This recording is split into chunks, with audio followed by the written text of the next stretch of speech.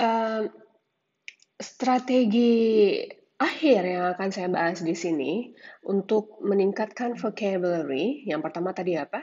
Ada grouping words, common feature, dan word network. Yang kedua ada making association, mungkin dengan word bag atau mungkin dengan word chain. Dan yang ketiga, namanya adalah strategi dengan menggunakan dictionary. Dan saya akan mengatakan bahwa ini adalah cara yang paling populer dan bisa dibilang shortcut gitu untuk mengetahui, mempelajari vocabulary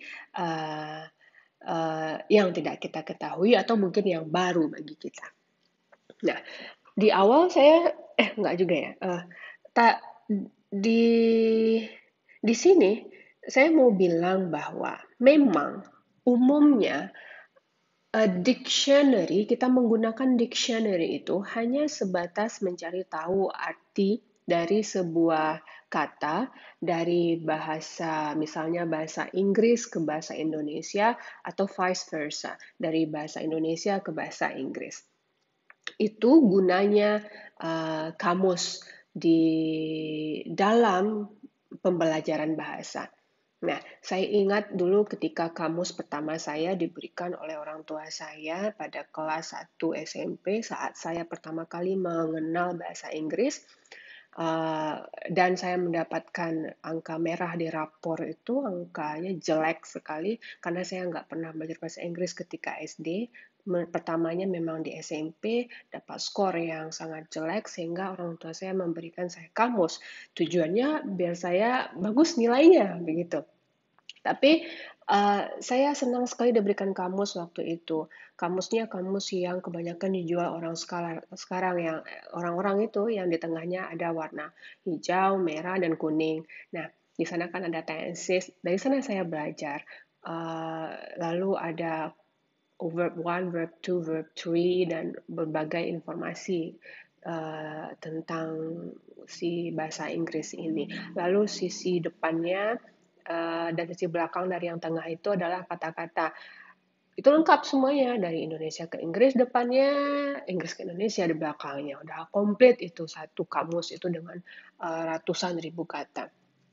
Nah, uh, di saat itu saya menggunakannya hanya memang sebatas untuk mencari misalnya get up, cari bahasa bahasa Inggrisnya itu Indonesianya apa. Nah, saya hanya tahu dengan kamus yang seperti itu. Ada Inggrisnya, ada Indonesianya, atau sebaliknya, ada Indonesianya, ada Inggrisnya. Nah, kemudian ketika itu saya pakai sampai kelas mau saya beranjak ke kelas 2 kalau nggak salah ya. Kemudian di kelas 2 mau ke kelas 3 karena saya sudah terlihat senang sekali dengan bahasa Inggris, begitu, sudah mulai menggunakan lagu sebagai media. Kemudian orang tua saya memberikan saya Kamus Hasan Sadili. Nah, mungkin ada yang punya juga ya Kamus Hasan Sadili. Hasan Sadili yang Indonesia Inggris satu, yang Inggris Indonesia satu kamus. Kalau yang sebelumnya kan satu kamus itu Inggris Indonesia Indonesia Inggris dalam satu kamus. Kalau ini udah terpisah, itu saya bawa kemana-mana selalu sampai keberatan. Asalkan bahasa Inggris, tema belajarnya saya bawa waktu itu. Dua kamus itu dengan setebal apalah itu, sebuah buku besar itu.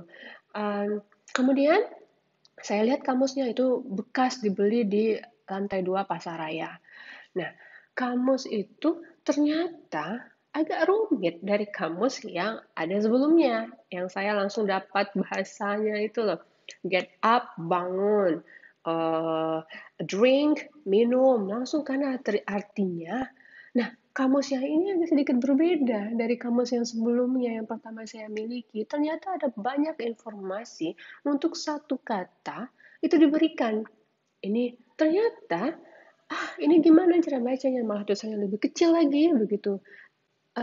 Di awalnya ternyata diberikan informasi kalau ada simbol-simbol yang ini berarti maknanya adalah itu. Nah, baru saya sadar bahwa kamus bukan hanya sekedar untuk melihat arti kata. Nah, ini juga yang saya mau sharing kepada semua mahasiswa. Kamus bukan hanya untuk mencari arti dari satu kata, namun ada banyak hal lain yang bisa kita gali dari yang diberikan oleh kamus itu terhadap satu kata. Nah, coba deh, ada nggak kamus di rumah? Atau sekarang udah pakai kamus lagi ya? Bahkan kalau saya lihat itu di Google, kita buka Google, misalnya dalam bahasa Inggris, kita nggak tahu satu arti kata, kita tap aja langsung keluar ya kan? Nah, namun ini akan uh, memperlambat uh, pemahaman kita atau pembelajaran kita terhadap kosakata. Lebih baiknya yang mana? Memang kamus. Atau mungkin saya juga nggak tahu, saya punyanya beberapa rekomendasi dulu ada Oxford, tapi kan tidak hard gitu ya, soft. Kalau saya pribadi agak keberatan mata saya melihat yang soft data, saya lebih suka yang hard paper. Nikmatnya balik-balik kertas itu kan enak sekali apalagi kalau baru dibeli begitu ya. Nah, uh, jadi kamus bukan hanya untuk mendapatkan arti kata, apa saja informasi lain yang bisa kita dapatkan dalam kamus itu untuk sebuah kata, masing-masing kamus mungkin akan berbeda informasi yang diberikannya, tapi tujuannya sama. Mungkin singkatannya berbeda, simbolnya berbeda, tapi ada unsur-unsur yang akan saya jelaskan setelah ini yang ada pada uraian jika kita mencari sebuah kata. Nah, saya ambil contoh katanya di sini adalah kata prefix. Kalau kita artikan, prefix kan udah tahu semuanya. Apakah sebatas itu saja kita pahami vocabulary? No, tidak. Mulai dari sekarang lebih dalami lagi. Baca sampai, atau beberapa bagian lah. Nggak mungkin kita juga hafal semuanya langsung dalam satu kali melihat, begitu ya. Nggak mungkin, tapi ada mungkin ini akan saya gunakan secara aktif nanti. Jadi pahami itu. Nah, saya jelaskan dulu info-info apa saja yang akan ditawarkan oleh kamus itu ketika kita melihat atau merujuk pada satu kata. Contoh katanya di sini adalah prefix. Yang pertama akan ada entry word tentunya. Kemudian akan ada preferred pronunciation. Karena ini berguna untuk aktif kita gunakan ya. Lihat juga lah bagian yang preferred pronunciation itu. Di mana letaknya? Saya yakin setiap kamus berbeda-beda, tapi cobalah lihat kamus masing-masing. Mungkin ada, dan saya yakin ada untuk pronunciation ini diberikan, preferred pronunciation. Selanjutnya ada alternate pronunciation. Pilihan lainnya bisa, nggak bisa dipahami kalau kita menyebutkan yang ini juga pilihan dari menyebutkan kata prefix ini. Kemudian diberikan definition. Apakah satu divination saja? No, ada banyak nih. Ini juga divination. Bagian sini juga divination. Bagian sini juga divination. Jadi definition ini yang tadi saya sebutkan dengan nanti konteks atau situationnya bagaimana. Jadi jangan langsung lihat yang di awal, lihat mungkin ini yang paling cocok. Bagian yang agak di bawah adalah yang paling cocok untuk makna yang akan saya sampaikan di situasi yang saya hadapi. Ya.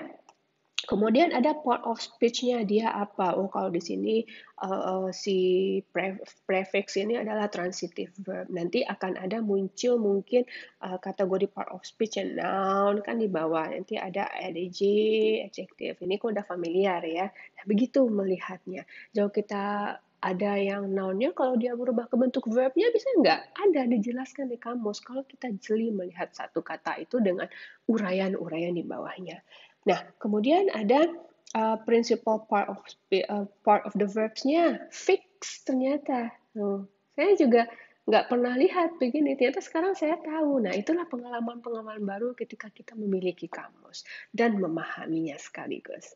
Kemudian labelnya ketika kita mau membuatnya menjadi singkatan, gunakan bahasa yang ini. Kenapa kita mesti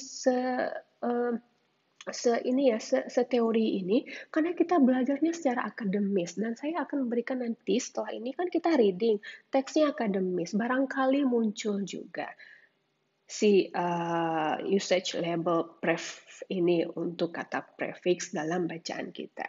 Kemudian abbreviationnya juga akan muncul nanti. Lalu apa ini istilah-istilah yang lain, abbreviation ini yang nggak perlu dijelaskan secara lebih detail karena kajian detailnya kajian untuk anak bahasa. Jadi saya ingin menekankan di sini bahwa gunakan kamus itu semaksimal mungkin, dapatkan informasi yang lebih dari satu kata. Hanya artinya aja, nggak lagi artinya saja, tapi lebih dari artinya itu. Uh, Origin of the word, etimologinya, lalu derive-nya dia berasal dari apa.